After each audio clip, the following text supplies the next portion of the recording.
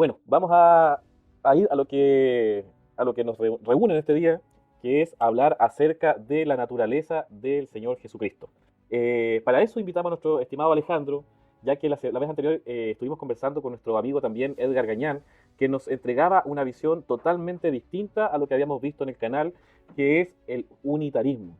Él, a grandes rasgos, confirmaba o afirmaba decir que Jesús no tiene naturaleza divina, que Jesús es 100% hombre, hijo de Dios sí, pero no divino.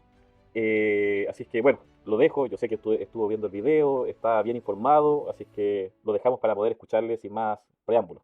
Adelante. No, pues en primer lugar debo de agradecerte, estimado hermano Víctor, por la entrevista y por darme la oportunidad de poder analizar y responder de manera analítica y crítica a la postura unitaria expuesta por la entrevista previa a esta que se está dando, ¿no? Que es, como mencionas, del amigo Edgar Gañán. En primer lugar, debo mencionar que decir, como se mencionó en la entrevista a la cual aludo, que los testigos de Jehová son unitarios, esta mención se hizo en la entrevista, ¿no? Y es un absurdo, ya que esa doctrina de los Watchtower o de los testigos de Jehová es enoteísta, ¿no? No es unitarista. Si quisieran compararse con ellos de inicio, lo que hay que hacer es investigar sobre esa postura primero, ya que los Watchtower consideran que Jesús es divino, pero en segunda categoría. Sin embargo, el unitarismo considera que Jesús no tiene nada de divino. Y aquí aprovecho para describir el unitarismo, ¿no? Esta descripción nos va a ayudar en gran manera para comprender lo que más adelante voy a hacer en cuanto a análisis de la exposición del amigo Edgar Gañán. Primer punto, el unitarismo ve a Jesucristo como un profeta o maestro inspirado, pero no como una encarnación divina. Afirman la unidad absoluta de Dios, es decir, que Dios es una sola entidad divina. El unitarismo subraya, ¿no?, el monoteísmo absoluto y rechaza cualquier doctrina de tres o más personas y también que Jesús sea el mismo Padre en un cuerpo humano. El unitarismo enfatiza también la importancia de la razón y la ética en la religión. Ven la Biblia y otros textos religiosos como guías morales, pero no como la palabra infalible de Dios. El unitarismo adolece de ciertas cuestiones que luego de mencionarlas pasaré obviamente a demostrarlas. En cuanto a la interpretación de las escrituras, uno de los principales puntos débiles del unitarismo es su interpretación selectiva de las escrituras. Para respaldar su posición, a menudo reinterpretan pasajes bíblicos que son considerados por la mayoría de las corrientes cristianas como evidencia de la divinidad de Cristo. Esta reinterpretación es forzada comúnmente. En cuanto al rechazo de la divinidad de Jesucristo, la negación de la divinidad de Jesucristo es un punto de conflicto con la mayoría de las tradiciones cristianas que consideran a Jesús como el Hijo de Dios y o como Dios encarnado. El unitarismo es naturalmente criticado por reducir la figura de Jesucristo a un simple maestro o profeta, ¿no? Hay un detalle también que es importante mencionar respecto a las dolencias o los factores que hacen o debilitan al unitarismo. Una de ellas es justamente la falta de unidad en el unitarismo. El unitarismo no es una religión única, sino es un término amplio que engloba varias tradiciones y creencias. Esto puede hacer que sea difícil generalizar sobre todas las creencias unitarias, ya que hay una diversidad de opiniones y enfoques dentro del movimiento. En resumen, ser unitario es hacer dibujo libre sobre la divinidad o no de Jesús. No debe de extrañarnos eso, ¿no? Otro punto más es que sufren de un desafío a la tradición cristiana predominante. Al rechazar la doctrina de las corrientes cristianas históricas, esto puede ser un punto de tensión y conflicto con otros grupos cristianos. Desafían cualquier postura y siempre desde un criterio caprichoso y con interpretaciones antojadizas. Dicho esto, pues debemos aclarar que el unitarismo no tiene nada que ver con el unicitarismo, ya que son dos vertientes distintas de teología. Eso es importante tenerlo claro. Es importante destacar que el unitarismo es una perspectiva teológica que ha evolucionado a lo largo de la historia y que existen diversas corrientes dentro de esta tradición. Algunos unitarios pueden adherirse a creencias más tradicionales, mientras que otros pueden adoptar una visión más liberal y humanista de la religión, como es el caso que vamos a analizar. Uno de los principales puntos débiles del unitarismo es su interpretación selectiva de las escrituras. Para respaldar su posición, a menudo reinterpretan pasajes bíblicos que son considerados por la mayoría de las corrientes cristianas como prueba de la divinidad de Cristo. Esta reinterpretación se nota que es forzada. Dicho esto, debemos analizar los puntos presentados por el unitarismo de Edgar Gañán. Por ejemplo, y vamos a revisar justamente estos puntos. Por ejemplo, en la entrevista a la cual aludo, el exponente dice que es raro ver que Jesús ora a otro. Dice que es raro ver a Jesús que ora a otro. ¿Qué tiene de raro que ore a otro si todos los siervos de Dios llenos del Espíritu de Dios lo hacen? Lo que pasa es que el entrevistado trata de refutar una postura que nadie dijo. Al parecer, él cree que la doctrina de la encarnación es que el Espíritu de Dios se convierte en carne dejando de ser divino. No, la doctrina de la encarnación significa que el Espíritu de Dios engendra un cuerpo humano en el cual habitar. En el Nuevo Testamento engendró un niño en el vientre de María y el Espíritu de Dios vino a morar en ese niño, como claramente lo mencionan las Escrituras. Ahora, noten bien que la palabra de Dios dice en Juan, capítulo 1, verso 14, que el verbo fue hecho carne y habitó, es decir, tabernaculizó, que es una forma mucho más adecuada de traducir ese término, habitó, tabernaculizó entre nosotros y vimos su gloria, gloria como del unigénito del Padre, lleno de gracia y de verdad. Este texto de manera clara nos indica una preexistencia del verbo que en realidad es mejor mencionarlo como logos. Es decir, que el logos fue antes de cualquier cosa hecha después de él. Y en el Logos es que habita Dios mismo. Por eso mismo dice que el Logos era Dios mismo. El texto lo dice de manera clara. ¿Qué cosa más se puede decir de esto si el mismo capítulo de donde sale este texto que les cito lo dice? En el principio era el verbo, es decir, el Logos, y el verbo, es decir, el Logos, estaba ante Dios y Dios era el verbo, es decir, el Logos. Y aquí queda claro que lo que dijimos, que el unitarismo interpreta caprichosamente los textos, es verdad. Dios era el verbo. Decir de buenas a primeras que no se cree en la encarnación es absurdo si primero no se demuestra que la encarnación no es bíblica. Notemos que las Escrituras dicen de manera contundente que el Logos, que es Dios mismo, se hizo carne, es decir, tabernaculizó, como lo hizo en tiempos de Moisés, que hizo construir un tabernáculo y ahí habitaba el Señor. Para el siglo I mismo, ¿no?, dejó de habitar en el templo y vino a tabernaculizar en un cuerpo humano en medio de su pueblo para predicarles y guiarles a toda verdad. Y lo volverá a hacer en su reino, en su segunda venida, como lo menciona Joel 3:21, que dice, y limpiaré la sangre de los que no había limpiado, y Jehová morará en Sión. El amigo unitario dice que por ningún lado se dice que un ser divino se encarnó. Es que la Biblia no va a decir lo que uno quiere que diga, lo que hay que hacer es entender lo que está escrito. Y claramente el texto dice que el Logos es Dios mismo. Y este, es decir, Dios, tabernaculizó en un cuerpo humano, le guste a quien le guste. Otra cosa que menciona el amigo Edgar Gañán es el término egeneto de Juan 1:14, pero solo menciona la raíz ginomai. Y para el colmo, aparte de pronunciarlo mal, que es señal de desconocimiento de la lengua, no menciona que uno de sus significados es cumplir, nos menciona, mejor dicho, que uno de sus significados es cumplir, pasando por alto que en su gran mayoría de apariciones en el Nuevo Testamento es con el significado de llegó a ser y no cumplir. Esta interpretación es caprichosa ya que ni siquiera por el contexto tiene sentido. Miren cómo se leería si traducimos ese texto como lo sugiere el amigo Edgar Gañán. Y aquel verbo fue cumplido carne y habitó entre nosotros y vimos su gloria como del unigénito del Padre, lleno de gracia y de verdad. Como se verá, no tiene ningún sentido. Y aquel verbo fue cumplido carne no tiene sentido, no tiene absolutamente ningún sentido. Y algo que hay que tener cuidado y de lo cual protesto en estos tiempos es que muchos pseudopastores, por el solo hecho de tener acceso a un diccionario griego y hebreo, ya creen lo que dicen las escrituras en las lenguas originales, pasando por alto todas las definiciones gramaticales, morfológicas, declinativas, etcétera, que cada término tiene y su correlación con otros términos en el texto. Si el texto en cuestión quisiera decir que alguna profecía o palabra de algún tipo se cumplió, no utilizaría la palabra ginomai, sino la palabra pliro, en tiempo auristo, pero no ocurre en este versículo. Luego dice que el Hijo estaba en Dios porque estaba en la mente de Dios. Eso es lo que dice nuestro amigo Edgar Gañán. ¿De dónde saca eso el amigo Edgar? ¿Qué texto de la Biblia dice semejante cosa? No podemos darnos de bíblicos y hacerle decir a las escrituras cosas que no dicen. Todo lo que menciono no es otra cosa que prueba de que la descripción inicial que hice del unitarismo es verdad. Luego, el amigo unitario dice que Jesús va al Jordán a ser ungido por Juan el Bautista. En primer lugar, notemos que se unge con aceite, no con agua. No puede ni siquiera usar los términos adecuados para definir su doctrina, que como verán ya adolece de varios errores, ¿no?, en tan pocos minutos. Luego dice que Jesús nunca dijo que él era Dios, y eso es falso. En Juan 10:30, el Señor dice, yo y el Padre, uno somos.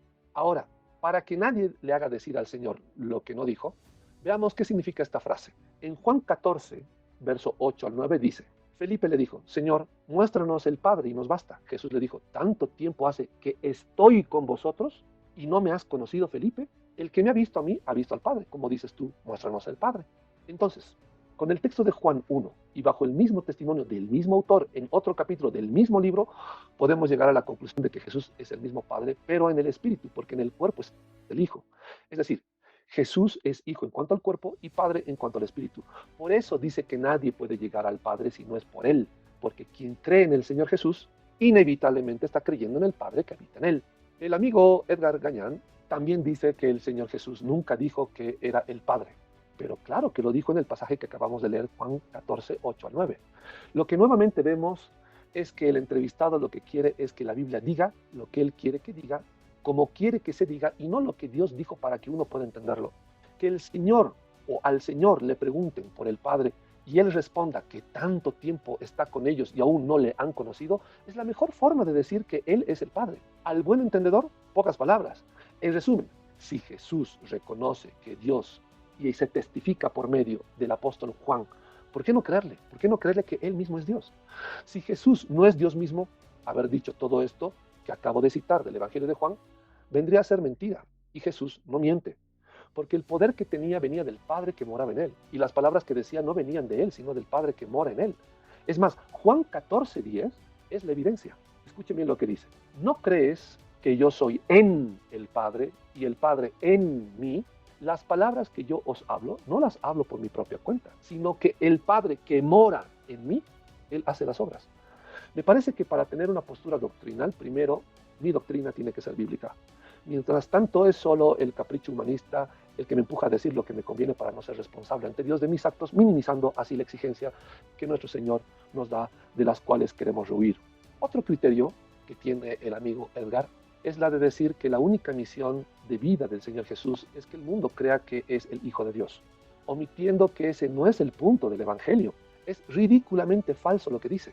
Juan capítulo 1, verso 12 dice, mas a todos los que le recibieron, a los que creen en su nombre, y recalco, a los que creen en su nombre, les dio potestad de ser hechos hijos de Dios. Noten bien que no es el único texto que menciona esto. El verdadero evangelio está en el nombre de Jesús. Y Jesús no significa solo Salvador. Y esto se puede ver desde el hebreo.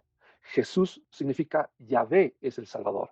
Es decir, que lo que se debe de creer es que Jesús es Yahvé, el Dios de Abraham, de Isaac y de Jacob, revelado en un cuerpo humano. Nuestro Señor Jesús, que murió en la cruz por nosotros. Es decir, era el Padre entregando su propio cuerpo por amor a nosotros en la cruz. Otro error que comete es suponer que lo único que hay que creer es que Jesús es solo el Cordero de Dios, el Hijo de Dios. Por eso se puede creer sin mayor, mejor dicho, esto se puede creer sin mayor problema. Incluso era doctrina común creer que un judío sea hijo de Dios. ¿Dónde está la dificultad de eso? ¿Dónde la ciencia en eso? En las mismas escrituras, ¿no? Es más, en las mismas escrituras lo aclaran en Deuteronomio 14:1. Escuchen bien lo que dice Deuteronomio capítulo 14, verso 1. Hijos sois de Jehová vuestro Dios. No os sajaréis ni os raparéis a causa de muerto. Como verán, no se requiere más problema que entender ese verso y nadie dudaría que Jesús, ¿no?, es hijo de Dios. Porque todo judío es clasificado como hijo de Dios. La implicancia por la cual había tanto problema, ¿no?, en el siglo I para creer en Jesús era que Él era el Mesías. Y al serlo, se haga efectiva, con pruebas irrefutables, lo que su nombre, Jesús, significaba. Es decir, tenía que probar el Señor Jesús que su nombre, que significa Yahvé es el Salvador, pues sea evidente. Es decir, que Yahvé mismo estaba morando en él, haciéndose igual a Dios, ¿no? Noten que dicen igual a Dios, no otro igual a Dios. Es decir, el problema era que Jesús se hacía igual a Dios. Estaba diciendo yo soy Dios. No estaba diciendo que era otro igual a Dios. Ahí sí vendría al caso la doctrina trinitaria, pero en este caso no. Es decir, los judíos entendieron que Jesús declaraba que era el mismísimo Dios Todopoderoso y eso les chocaba. Y es comprensible que les haya caído así de mal. Pero ellos no quisieron ver las evidencias en razón y poder de todo lo que hacía el Señor Jesús y su plena armonía con las Escrituras. Luego, el amigo Edgar Gañán dice en cuanto al nombre Emanuel que aparece en Mateo 1:23, que es como cualquier nombre que incluía el término Dios en sí mismo, y que en ese entonces se solía hacer para cualquier nombre de cualquier judío o israelita de la época. En primer lugar, el nombre Emanuel no es un nombre común que se haya usado por judíos en esa época desde la profecía de Isaías hasta el siglo I de nuestra era. no es un nombre común. Sin mencionar que no se lo puso cualquier persona, sino Dios mismo a través de un profeta importantísimo como es Isaías, y a través de un ángel. Y que el significado sea Dios con nosotros no es poca cosa. Es la prueba más clara de la divinidad de Jesús. Si no fuera así, entonces, ¿para qué perder el tiempo en ponerle tremendo nombre rimbombante? Entonces Dios, el profeta y el ángel mintieron, le pusieron el nombre para estar a la moda. ¿Qué insinúa? No hay evidencia que diga lo contrario. El poder del Señor Jesús, la coherencia de sus palabras y obras en plena armonía con las profecías mesiánicas lo demuestran. Era Dios mismo. Es más, Malaquías capítulo 3, verso 1 dice: He aquí yo envío mi mensajero, referido a Juan el Bautista, el cual preparará el camino delante de mí. Eso es lo que dice referido al Señor Jesús. Y note bien que dice el camino delante de mí. Y vendrá súbitamente a su templo el Señor. Esto se refiere a la limpieza del templo, a quien vosotros buscáis. Y el ángel del pacto, a quien deseáis vosotros, he aquí viene, ha dicho Jehová de los ejércitos. Si ustedes comparan este texto de Malaquías 3.1 con la cita que tenemos en los evangelios, van a notar una diferencia. En uno dice delante de mí y en otro dice delante de él. ¿Por qué hay este cambio en el sujeto? Pues bien, este cambio se debe a que cuando lo dijo Malaquías era el Señor desde el Espíritu que se refería a sí mismo. Y en el Nuevo Testamento se refiere al Señor Jesús porque ya está Dios ahí encarnado en el Señor Jesús. Por eso hay ese cambio en esta cuestión de este versículo, para que entendamos que se refiere al mismo Señor. Es increíble pensar que, piensen, ¿no?, que el Señor Jesús no es Dios. Las mismas profecías, las citas, ya que le gusta tanto las citas del Antiguo Testamento, tendría que ser capaz de equiparar la cita del Antiguo Testamento con el del Nuevo, para que entienda que este juego de palabras no es otra cosa más que la declaración contundente de que el Señor Jesús es Dios mismo. Y esta profecía que les menciono de Malaquías se cumplió demostrando que el Señor Jesús es Dios mismo, y no solo una idea o un plan ejecutado. Que profetas y ciudadanos en general hayan llevado en sus nombres el término Dios o Yahvé no se puede comparar con el nombre Emanuel, que no era de uso común y que a nadie se le puso directamente de boca de Dios por un profeta y de este por un ángel. Lo triste es que en el minuto de la entrevista de Edgar Gañán, minuto 24, segundo 47, admite que el nombre Emanuel significa que era Dios con nosotros para salvarnos por medio de Jesús. Es decir, que Jesús es Dios revelándose a través de un cuerpo humano mortal para darnos salvación. Es decir, no puede evitar decir lo que el texto mismo lleva a entender, que Dios, ¿no?, se encarnó y vino a morir por nosotros en la cruz. En el minuto 26:32 de la entrevista, el amigo unitario dice que Jesús es el unigénito del plan de salvación que Dios tenía para nosotros. Si uno quiere ser bíblico, pues tiene que dar los textos bíblicos que corroboren lo que uno dice y no solo la postura que tengamos como fruto de una mala lectura de comprensión. Esto es absurdo de cabo a rabo. El amigo Edgar Gañán dice también que Isaías 9:6 no es prueba de la divinidad ni de la persona de Jesús porque nadie lo cita como él quiere que lo citen para que sea una evidencia. Otra vez, como pueden notar todos los seguidores de este prestigioso canal, el amigo unitario hace interpretaciones y análisis caprichosos del texto. Si seguimos la lógica del estimado unitario Edgar Gañán, casi toda la obra del Señor Jesús sería falsa o no tendría sustento bíblico porque no se citó los textos que corroboren la obra del Señor Jesús, ya que solo, atentos a esto, estimados oyentes, ya que el porcentaje de versículos del Antiguo Testamento citados en el Nuevo Testamento se estima que sea del 10 al 15% de la totalidad de versos del Antiguo Testamento. O sea, bajo esa lógica, casi toda la obra del Señor no tiene sustento en el Antiguo Testamento porque no se cita a qué parte del texto del Antiguo Testamento se hace referencia a algo que hizo el Señor Jesús. Es decir, que lo que quieren los unitarios es que en vez del Nuevo Testamento, Dios nos haya dado una concordancia para creer que Jesús es Dios mismo. Como verán, es solo una interpretación antojadiza y un método acorde a esos caprichos. Isaías capítulo 9, versos 6 al 7 dice: porque un niño nos es nacido, referido al Señor Jesús, hijo nos es dado y el principado sobre su hombro y se llamará su nombre admirable, consejero, Dios fuerte, Padre eterno, príncipe de paz. Verso 7, lo dilatado de su imperio y la paz no tendrán límite sobre el trono de David y sobre su reino, disponiéndolo y confirmándolo en juicio y en justicia desde ahora y para siempre. El celo de Jehová de los ejércitos hará esto. Como se verá, omite también el contexto del verso e ignora que el verso 7 confirma que está hablando del Señor Jesús.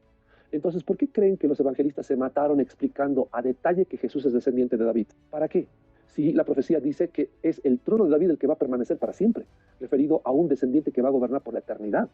¿Hicieron esto los evangelistas por perder el tiempo? ¿Solamente tratar de demostrar de que es descendiente de David por gana y gusto de ponerle una introducción como sea a los evangelios? No, fue para demostrar que Jesús es ese hijo dado como cordero expiatorio de nuestros pecados y que es él mismo que ocupará el trono de David por la eternidad y que ese rey, ese Mesías, es el mismísimo Padre, es el mismísimo Dios fuerte. No un tercero ni un cuarto, sino el único Dios. El texto lo dice. Luego el amigo unitario dice que Isaías 9:6, según la tradición judía, se refiere a un tal Ezequías. Digo un tal Ezequías porque él no da más referencias de lo que está mencionando. Lo que hay que acotar es que se refiere a Ezequías, hijo del rey Ahaz, rey del reino del sur o reino de Judá, de quien después le sucede Ezequías, quien hizo grandes reformas religiosas en Judá, incluyendo la restauración del culto a Dios y la eliminación de la adoración a ídolos, sin mencionar que lideró al pueblo en momentos de crisis como la invasión asiria a su territorio. Ahora, notemos bien que preferir la interpretación de la tradición judía que pone en posición de Mesías al rey Ezequías es absurdo, ya que no concuerda con lo descrito en el mismo verso de Isaías 9:7, ya que no concuerda con un principado dilatado para siempre, ya que Ezequías murió y no resucitará para darle salvación alguna. Sin embargo, la resurrección del Señor Jesús es la prueba fehaciente que el reinado de Jesús es por la eternidad, pues ya que lo mataron y resucitó al tercer día, y hay testimonio por doquier en las Escrituras de haberlo visto, solo resta esperar que ocupe su puesto de rey. Si resucitó, es eterno. Si resucitó, está vivo. Ezequías no. Ezequías no cumplió ninguna profecía, hermanos, etc. En resumen, preferir a Ezequías que a Jesús es una más de las interpretaciones antojadizas a las que ya nos tienen acostumbrados los unitarios. La refutación a ese argumento judío lo pueden encontrar en mi canal de YouTube de nombre Apologian, con el título El Mesías de los Judíos, parte 3. Les animo a revisarlo porque es un material que no tiene desperdicio, hermanos, y les va a aclarar y refutar la postura de los judíos respecto a esto de Ezequías. En cuanto a la pregunta sobre Isaías 43, 10 al 11, que se le hizo al amigo unitario, dice que siempre Dios salvó por medio de X o Z persona. Y es verdad, donde falla es cuando llega a pensar que Dios siempre salva por medio de otros de manera instrumental y no de manera personal, que es lo que ocurre en el caso del Mesías, a tal punto que ignora el contexto de cada libro que menciona para justificar su postura. Notemos que en este caso se habla de salvación para vida eterna, que es una labor sublime. El agente, el sujeto de esta acción, no es más ni menos que el mismísimo Dios quien nos salva, ya no por medio de algún tercero, sino por medio de su mismo cuerpo, su templo en el cual mora. Por eso la declaración de fe que Jesús no corrigió, repito, no corrigió, sino que aceptó como verdadera, es la declaración de Tomás en Juan 20, versículo 28 al 29. Escuchen bien lo que dice Juan capítulo 20, verso 28 al 29. Entonces Tomás respondió y le dijo, Señor mío y Dios mío. Jesús le dijo, porque me has visto, Tomás, creíste, bienaventurados los que no vieron y creyeron. Y para los que entienden griego, noten que este texto contiene el artículo que acompaña al término Dios. De ahí el cumplimiento de Isaías capítulo 9, Isaías capítulo 43, Isaías capítulo 53, etc. Noten bien que el Señor no corrige a Tomás, es más, le reconoce el haber creído lo correcto. Y es más, bendice a aquellos que van a creer esto, de que el Señor Jesús es el Señor y Dios mismo, sin haberlo visto y que llegaron a creerlo.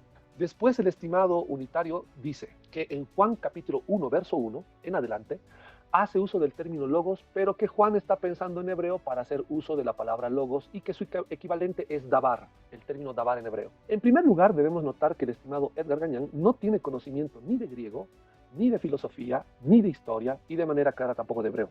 El término logos es un término usado por el apóstol Juan de manera intencional. Esto debido a que si su intención fuera buscar un equivalente a la palabra dabar, en griego hubiera usado el término rema, que significa palabra suelta o palabra nada más, como es la semántica de la palabra dabar. Cuando en hebreo se quiere decir asunto o algo más extendido, siempre viene acompañado de algún término que acentúe tal característica. Solo la palabra dabar no significa logos, no tiene equivalente. Sin embargo, lo que Juan hace, y esto demuestra que el Evangelio de Juan fue pensado originalmente para ser escrito en griego, es que usa el término logos acuñado por Heráclito, aproximadamente acuñado por el 540 a.C., término que significa que es una razón común o un plan que sostiene todo lo existente. Solo que ahora el apóstol Juan menciona que ese plan o razón común a todo es el Señor Jesús, es decir, que todo lo que existe y lo es por causa, sostén y fin de nuestro Señor Jesús. ¿Y por qué? Porque todo es de Dios y para Dios. Y esto queda claro cuando leemos Colosenses capítulo 1, verso 13 hasta el 22, que dice, con gozo dando gracias al Padre, que nos hizo aptos para participar de la herencia de los santos en luz, el cual nos ha librado de la potestad de las tinieblas y trasladado al reino de su amado Hijo, en quien tenemos redención por su sangre, el perdón de pecados. Él es la imagen del Dios invisible, está hablando del Señor Jesús, el primogénito de toda creación, porque en Él fueron creadas todas las cosas, las que hay en los cielos y las que hay en la tierra, visibles e invisibles, sean tronos, sean dominios, sean principados, sean potestades. Todo fue creado, escuchen bien, por medio de Él y para Él. Por eso dice Juan que es el Logos y es Dios mismo. Eso aclara y confirma lo que dice Juan capítulo 1, verso 1. Y continuamos con la cita. Y Él es antes de todas las cosas, y todas las cosas en Él subsisten. Y Él es la cabeza del cuerpo que es la iglesia, el que es el principio, el primogénito de entre los muertos, para que en todo tenga la preeminencia. Noten bien que dice que Él es antes de todas las cosas. Y Edgar Gañán decía que no tiene preexistencia el Señor Jesús. Por cuanto agradó al Padre que en Él habitase toda plenitud, se refiere a su divinidad. Y por medio de Él, es decir, de Jesús, reconciliar consigo todas las cosas, así las que están en la tierra como las que están en los cielos, haciendo la paz mediante la sangre de su cruz. Y a vosotros también, que erais en otro tiempo extraños y enemigos en vuestra mente, haciendo malas obras, ahora os ha reconciliado en su cuerpo de carne. Es decir, Dios nos ha reconciliado con Él mismo a través de su cuerpo de carne, en su cuerpo de carne, por medio de la muerte para presentaros santos y sin mancha e irreprensibles delante de Él. ¿Cómo podemos olvidar todo lo que dice Colosenses en este capítulo y negar la divinidad de Jesús, y negar que el Padre mora en Él, y negar que Dios mismo reconcilió al mundo con Él mismo a través de su cuerpo de carne? Si el texto lo dice claramente, ¿no? Yo no veo aquí por ningún lado que diga que cumplió su plan a través de un hombre que no es Dios. Está hablando de Él mismo, de Dios mismo. Continúa, noten bien. Noten, hermanos, que el texto que acabo de leer, en el verso 15, dice que Jesús es la imagen del Dios invisible, y eso es cierto. Por tal motivo es que cuando el Señor crea al primer hombre, es decir, Adán, lo hace a su imagen y semejanza. ¿De dónde sacó Dios imagen de un ser humano que copiar para hacer a Adán? ¿O de dónde copió el diseño? Pues de su mismo cuerpo. Y la semejanza era que ese cuerpo tiene también espíritu. Por eso sopla espíritu o aliento de vida en el cuerpo que hizo a su imagen. Ahora también noten que Colosenses dice que por medio de Jesús, que ya sabemos que es el Logos, lo creó todo. Y todo fue por medio de Él y para Él. Decir lo que el amigo unitario dice es absurdo y contrario a todo contexto de las Escrituras, porque el estimado Edgar Gañán dice que el Logos solo es una palabra al frente de Dios. No tiene sentido. Una palabra no es un ente físico que puede estar, ¿no?, delante de alguien que es espiritual. La única manera de que esté delante de Dios es que exista físicamente. Es decir, que llegue a ser otro en sentido de naturaleza, en este caso naturaleza física, frente a la naturaleza espiritual. Y como dice el apóstol Juan, ese ser físico, nuestro Señor Jesús, es Dios mismo, porque Dios habitaba en el hombre Jesús para crearlo todo. No tiene sentido pensar que una palabra dicha tenga voluntad de hacer algo como si fuera una persona. Eso vendría a ser enoteísmo, como lo son los testigos de Jehová, de los que se quiere distinguir el amigo unitario. Noten en la grabación cómo el estimado unitario, al verse frente al verso 3 de Juan capítulo 1, en esa lectura que estaba haciendo, que dice que el Logos es una persona, porque dice por medio de Él. Noten bien que el verso 3 aclara que el Logos es una persona porque dice por medio de Él. Noten el pronombre personal genitivo masculino que aparece ahí. Trata de zafarse de lo inevitable, trata de escapar queriendo hacer creer que el problema está en la traducción de Logos en español. Es decir, él piensa que el problema está entre traducir verbo o palabra, cuando el texto en griego está también en masculino. Es realmente terrible la forma en la cual interpretar las Escrituras. Y ya con esto, su argumento se cae y no sabe qué es responder más que solo salirse por la tangente. Esto lo pueden analizar en el minuto 36-40 en adelante de la entrevista de Gañán. Es el colmo cómo puede haber gente que crea estas cosas y ser engañadas por sus limitantes del idioma y tratar de engañar a otros. Luego dice que cuando habla el Señor Jesús, dice que antes que Abraham es Él. No se refiere a que preexistió, sino que en el Logos estaba el Hijo, pasando por alto lo que dice el mismo contexto. Juan capítulo 8, versos 56 al 57 dice: Abraham vuestro padre se gozó de que había de ver mi día, y lo vio, dice el Señor, y se gozó. Entonces le dijeron los judíos: ¿aún no tienes 50 años y has visto a Abraham? Queda bastante claro que lo que dijo el Señor es que vio a Abraham, y Abraham lo vio a él antes de nacer de María. Y esto es plenamente armónico a lo dicho en el primer capítulo del Evangelio de Juan. Es más, se puede corroborar este encuentro en Génesis 18, verso 2 al 5. Escuchen bien lo que dice Génesis. Y alzó sus ojos y miró, y aquí 3 varones que estaban junto a él. Y cuando los vio, salió corriendo de la puerta de su tienda a recibirlos. Se refiere obviamente a la actitud de Abraham. Y se postró en tierra y dijo: Señor, si ahora he hallado gracia en tus ojos, te ruego que no pases de tu siervo, que se traiga ahora un poco de agua y lavad vuestros pies, y recostaos debajo de un árbol. y traeré un bocado de pan y sustentad vuestro corazón, y después pasaréis, pues por eso habéis pasado cerca de vuestro siervo. Y ellos dijeron, haz así como has dicho. Esto es muestra clara de gozo por parte de Abraham. La comida, el hecho de compartir alimento, el hecho de celebrar, tiene que ver con comida. Pero para los que creen que este texto es prueba de la Trinidad, ya que habla de tres, les tengo una mala noticia. De los tres que se hablan no son más que de dos ángeles que acompañan al Señor Jesús, que se van a destruir Sodoma, mientras en los versos 16 y 18 de Génesis 18, el Señor se queda hablando con Abraham. Luego, como está escrito en el capítulo siguiente, Génesis 19:1, llegaron pues los dos ángeles a Sodoma a la caída de la tarde, y Lot estaba sentado en la puerta de Sodoma, y viéndolos Lot, se levantó a recibirlos y se inclinó hacia el suelo. Como verán, no es que aparecen las tres personas de la Trinidad hablando con Abraham. Aparece el Señor Jesús con dos ángeles y Abraham se goza de verlo. Y esto se cumplió y es verdad. Pues negar eso sin tener conocimiento del contexto de las Escrituras es atroz. Entonces, ¿cómo se puede cometer tantos errores en una sola doctrina? Pues eso solo ocurre en el unitarismo. Después, en el minuto 44, segundo 35 hasta el 39, reconoce que Dios habita en el Señor Jesús y da el ejemplo de que nuestro hermano Víctor, que está dirigiendo esta entrevista, vive en una casa amarilla, y que eso no significa que Víctor sea una casa amarilla por el hecho de habitar en ella. Pues bien, el ejemplo que acaba de dar es exactamente lo que termina refutándole, porque Dios habita en un cuerpo de hombre engendrado en María por el mismo Dios. Y Dios, al habitar en ese cuerpo, no significa que Dios se transformó en carne, no, sino solo que Dios está en ese cuerpo y que el espíritu no es el cuerpo, así como el cuerpo no es el espíritu. Pero juntos hacen a Jesús, como ocurre con cualquier humano, que estamos hechos de espíritu y de cuerpo. Es más, si nuestro hermano Víctor me grita desde dentro de una casa amarilla, no voy a decir que la casa me habla, sino el hermano Víctor, es obvio. Por eso el Señor Jesús dice en Juan 12:44, que cree en mí, no cree en mí, sino en quien me envió. Que es el mismo, ¿no? El que le envió es el mismo que habita en él, es decir, Dios. Este juego de palabras son utilizadas por el Señor Jesús para que no se genere falsa doctrina, como el kenotismo, como el docetismo, o como en este caso de nuestro amigo unitario, que es de línea ebiotista. Finalmente, dice que los discípulos y apóstoles hicieron grandes milagros, incluso más que Jesús, porque era el poder de Dios el que hacía eso. Y eso no significaba que cada uno de ellos fuera Dios. Pero lo que omite el estimado Edgar Gañán es que hacían esos portentos porque recibieron en Pentecostés el Espíritu del Señor Jesús, al que conocen, ¿no? O al que ustedes conocen como el Espíritu Santo o como el Padre. Si alguien no cree que el Espíritu Santo es el mismo Señor Jesús, yo les recomiendo revisar Romanos capítulo 8, verso 9 y el versículo 11 del mismo capítulo. En conclusión, después de todo el análisis realizado, podemos concluir lamentablemente que el unitarismo queda como un movimiento pequeño y sin perspectivas de crecimiento alguno, debido a sus puntos débiles ya mencionados y a su interpretación caprichosa e individualista de la fe. Queda demostrado no solamente que Jesús es Dios, sino también que la unicidad de Dios está claramente demostrada por la palabra del Señor. Si hay alguna pregunta, algo, mi estimado hermano Víctor, pues estoy atento al mismo.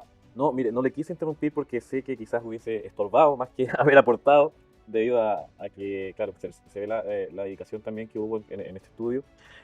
Momentáneamente estaba viendo algunas cosas, algunos versículos que también me gustaría que pudiésemos analizar en este momento, así como lo hicimos con el estimado Edgar. El estudio a mí en particular lo encontré súper completo.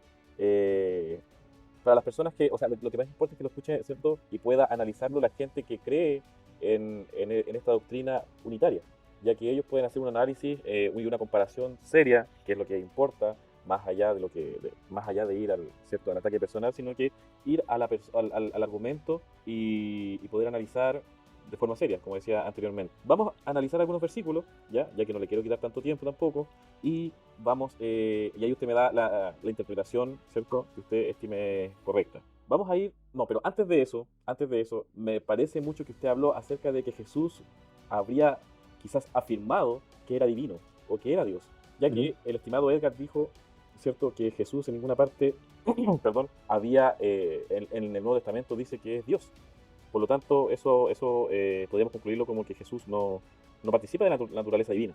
El hecho de que Jesús no lo haya dicho hace que sea solamente un hombre? No, para nada. Lo que hay que tener mucho cuidado es que el momento de la predicación del Señor Jesús era bastante delicada. Él no usó ni siquiera el término Mesías. Él lo que hacía es el uso del término hijo de Dios o hijo del hombre. Esto porque es una mención, una cita directa a las profecías, obviamente, del libro de Daniel, etcétera, Ezequiel y demás. Esto para que la gente que estaba entendiendo el mensaje del Señor deduzca que se refiere a Él. Obviamente nosotros, fuera del tiempo del Señor Jesús, podemos exigirle al Señor que diga un montón de cosas cuanto antes, pero es absurdo. Si el Señor decía directamente, de manera temprana, que Él era el Mesías, que Él era Dios, no hubiera muerto en la tercera Pascua después de que el Señor empezó a predicar. El Señor tenía un tiempo puntual para morir en la cruz. Desde el momento que Él empieza su ministerio, son 3 Pascuas las que pasan, y en la tercera es en la cual tiene que morir el Señor. Entonces, decir o hacer una declaración de este tipo antes es realmente absurdo, porque se salía de la profecía, porque la profecía se tenía que cumplir en un tiempo determinado. Entonces, no es que nosotros, por eso decía, no es que nosotros le exijamos a Dios, deberías haber dicho esto, no, lo que nosotros tenemos que hacer es entender lo que el Señor Jesús dijo dentro del marco histórico, cronológico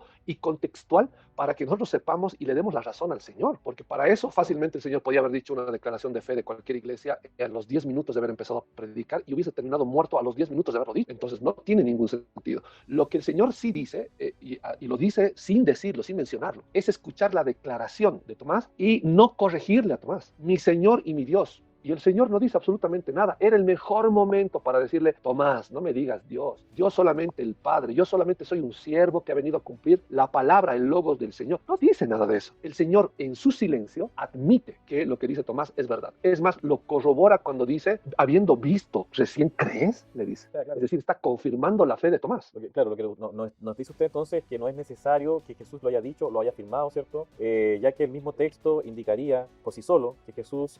Exacto, exacto. Es más o menos como decirles, si hay un animalito peludo que ladra, mueve la cola y le gustan mucho los huesos, ¿qué es? Obvio, es un perrito, es un perrito. Lo mismo pasaba con las profecías. Si es todopoderoso, si puede levantar muertos, si puede dar vista a los ciegos, si puede caminar sobre el agua, si de paso puede resucitar al tercer día y es descendiente del linaje de David, ¿quién es? Obviamente el Mesías. Y si es eterno, obviamente es divino, obviamente es divino. Claro, porque, o sea, yo creo, o sea, no creo yo, sino que se podría interpretar que la profecía acerca del Mesías no necesariamente implicaba que el Mesías fuese divino, ¿o no? La profecía respecto al Señor Jesús es realmente que es divino, porque que indique que un hijo de David va a gobernar por la eternidad, ya nos tiene que levantar las orejas a ¿por qué eterno? ¿Por qué no dice directamente, si está hablando de un hombre cualquiera, por qué no dice que va a mantenerse el trono de David por generaciones de generaciones? No lo dice. Dice que uno solo va a gobernar por la eternidad. Y esa característica de eterno ya es una característica muy interesante, porque eso solamente alude a Dios, es decir, alude una divinidad de manera directa, en ese sentido, ¿no? Después no hay nada que uno pueda negar. Y otro detalle, omitir textos proféticos como Isaías 9:6, que indica que es el Padre y es el Dios fuerte, no tiene ningún sentido. Y de paso, atribuírselo al rey Ezequías, algo que yo recomendaba en el momento de la exposición que tenía era, vean mi refutación a los judíos sobre esta postura. ¿Por qué? Porque hay un tiempo específico en el cual tenía que quedar destruido el templo de Jerusalén, y ese era el límite temporal para la aparición del Mesías. Lamentablemente el templo de Jerusalén quedó destruido y el Mesías de los judíos no apareció. Ezequías no resucitó. El único que apareció y murió y resucitó antes de la destrucción del templo de Jerusalén es justamente el Señor Jesús. Y esas profecías están claramente descritas en Daniel, en Ezequiel, etc. Por eso es importante, antes de simplemente creerle, ¿no? Es decir, antes de usar de argumentos ad verecundiam, los judíos dicen esto, como si los judíos fueran la palabra final de la interpretación de las escrituras, por favor. Eso es un argumento ad verecundiam, es decir, ellos son el pueblo de Dios y como son la autoridad máxima, lo que ellos dicen es mucho más factible que lo que nosotros y lo que los apóstoles dijeron. Por favor, el Mesías tenía que haber aparecido antes de la destrucción del templo de Jerusalén, en el año 70 a cargo del emperador Tito. ¿Apareció el Mesías de los judíos? No. Es más, hasta el día de hoy lo siguen esperando cuando el templo ya está deshecho. ¿Qué sentido tiene? Ninguno. Me refería específicamente a los judíos, ¿cierto?, que vivieron contemporáneos al texto, a la escritura del texto. Entonces, quizás ellos, o contemporáneos a Cristo, que ellos esperaban un Mesías y no creyeron en Jesús, a pesar, ¿cierto?, de todas las señales que indicaban que Él era el Mesías. Entonces, pero aclarar, en el fondo, sería interesante que ver si es que el Mesías que se esperaba demostraba en el texto alguna característica que se dijera que que el Mesías, ¿cierto?, compartiría o es de naturaleza divina. Sí, la declaración de Juan el Bautista es importantísima. Ya. Juan el Bautista dice, viene después de mí alguien que es mayor que yo, de quien no soy digno de desatar ni siquiera agachado la correa de sus sandalias. Esa frase, aunque suene muy poética, no tiene ningún sentido poético. Lo que quiere decir Juan el Bautista es que el Señor Jesús es tan, pero tan alto, tan poderoso, tan sublime, que ni siquiera agachado le rinde honor como debiera de ser. Entonces, que uno humano diga eso de otro humano, eso ya es una blasfemia, porque está poniendo al nivel de Dios a ese humano de quien está hablando eso. Exacto. ¿Cómo no entender ese tipo de información? Es terrible. Perfecto. Ya, vamos para ir finalizando, ¿le parece si vemos algunos versículos? Claro que sí. Un poquito para que pudiésemos analizarlos. Usted pudiese analizarnos y darnos la interpretación de aquello. Por ejemplo, Juan 14, 28. La frase que pudiésemos destacar de ahí es cuando dice, el Padre mayor es que yo. Si es Dios, ¿por qué él indica que el Padre es mayor que él? Eso es normal. El hombre Jesús siempre va a reconocer que el espíritu que mora en él es mayor que su cuerpo. Es eso nomás lo que está haciendo el Señor Jesús. El Señor Jesús está reconociendo que el espíritu que mora en él es superior a su naturaleza física, que es obviamente carne, ¿no? Y eso lo hemos visto aclarado también en Colosenses. Y uno me dirá, pero ¿de dónde sacas que el espíritu del Padre mora en el hombre Jesús? El mismo Señor Jesús dice, yo y mi Padre somos uno. Lo mismo que pasa con cualquier ser humano. Yo soy Alejandro Maldonado en cuerpo, pero mi espíritu y mi cuerpo hacen una sola persona, yo. Eso es lo que está aclarando el Señor Jesús, que el Padre es mayor que él, obviamente la naturaleza en el caso del Padre espiritual, a diferencia de la naturaleza física del hombre Jesús. Veamos otro. Dice, en Lucas 18, 19, ¿por qué me llamas bueno? Ninguno hay bueno sino uno, Dios. Ahí hace otra distinción, ¿cierto? Se podría interpretar, digamos, como otra distinción que él hace acerca de Dios. O sea, se aleja. Adelante. Claro. Lo divertido de esto es que cuando usamos textos fuera de su contexto, se puede entender lo que sea, que es lo que hacen los unitarios. En este caso hay que respetar el contexto. Miren bien, noten bien que el capítulo está dirigido a la charla que tiene con ese joven rico, ¿no? Que le pide al Señor, le dice, maestro bueno, ¿qué haré para heredar la vida eterna? Y le dice, ¿por qué me llamas bueno? Nadie es bueno sino uno, Dios. ¿Por qué le pregunta eso? Es una pregunta que está poniéndolo a prueba al joven rico. ¿En qué sentido? ¿Tú quieres llegar a ser salvo? Sí, va a decir el joven rico. Y el Señor le va a preguntar, ¿por qué me dices entonces bueno? Lo que el Señor estaba esperando del joven rico es que diga, por eso te digo bueno, porque tú eres Dios. Y con eso el joven rico ya era salvo. Y no lo dijo, no lo dijo. Y le dice, Jesús le dijo, ¿por qué me llamas bueno? Nadie es bueno sino uno, Dios. Y luego le empieza a mencionar los mandamientos, no adulteres, no asesines, etcétera, etcétera, etcétera. Y al final hace exactamente lo mismo que hizo al principio. El momento que él no está dispuesto a dar su riqueza por los pobres, en el momento que él no está dispuesto a seguir al Señor Jesús y dejar todo atrás, ¿no? Es el momento en el cual él está demostrando que realmente no creyó en el Señor Jesús como el Mesías, como Dios, obviamente, y que amaba más la riqueza que a su prójimo y que no amaba a Dios. Con esto queda demostrado que todo el argumento que tenía el joven rico de que amaba a Dios y que amaba a su prójimo no era verdad. Es más, ni siquiera entendía quién era el Señor Jesús. Bueno, muchas gracias, estimado, porque aclarar, ¿cierto?, que esta participación de nuestro estimado Alejandro Maldonado no es, va más allá de una entrevista, ¿cierto?, sino que era más la intención de replicar o responder a la entrevista realizada al estimado amigo Edgar. Así es que quedo muy satisfecho, contento de su participación. Esperemos que no sea la última. Probablemente haya algún tipo de réplica. Probablemente haya alguien que quiera responder o quizás conversar con nosotros, con usted. Esperamos poder reunirnos nuevamente, ya que es de suma importancia, creo yo, debido a la seriedad que le hemos dado también nosotros como canal, a usted, el estimado Edgar. Es de suma importancia conocer estos puntos de vista y que las personas, con la misma seriedad, también tomen la decisión correcta, ¿cierto? Claro que sí. Y pues darles las mayores bendiciones a todos nuestros oyentes, a su hermano Víctor, y espero, es mi oración al Señor, que todo lo que hemos tratado a través de esta entrevista pues sea de mucha, mucha edificación para todos nuestros oyentes, a todos nuestros amigos, hermanos,